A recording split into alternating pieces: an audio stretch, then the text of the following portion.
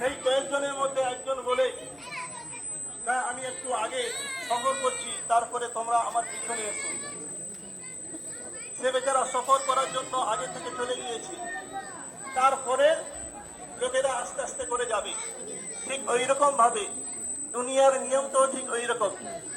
আপনারা যারা দাঁড়িয়ে আছেন, যারা শুনছেন, যারা ইমানদার বান্দা, আল্লাহ এবং রসুলের সঙ্গে ভালোবাসা রাখেন, এটা জেনে রাখুন, আপনারা সবাই মুসাফির হিসাবে দুনিয়ার মধ্যে এসেছেন।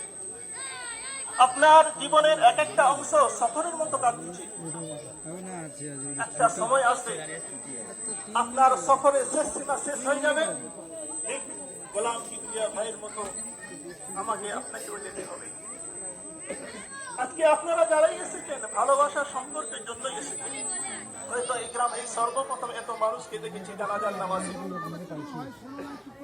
এই ভালোবাসার সম্পর্ক শুধু দুনিয়ার মধ্যে থাকে না, বরং এই ভালোবাসার সম্পর্ক আল্লাহ রাব্বুল আলামিন কিয়ামতের মধ্যেও বাকি রাখবেন।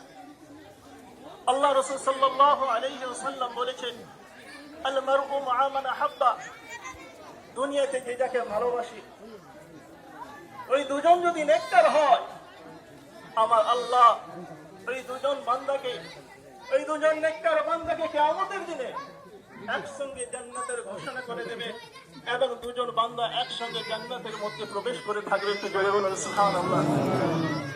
যে ভালোবাসার জন্য আপনি এসেছেন, কিবরিয়া ভাইয়ের ভালোবাসার জন্য, এই ভালোবাসা যদি আপনার বাকি থাকে, এই ভালোবাসা আপনার কিয়ামতের দিনেও কাজ করবে।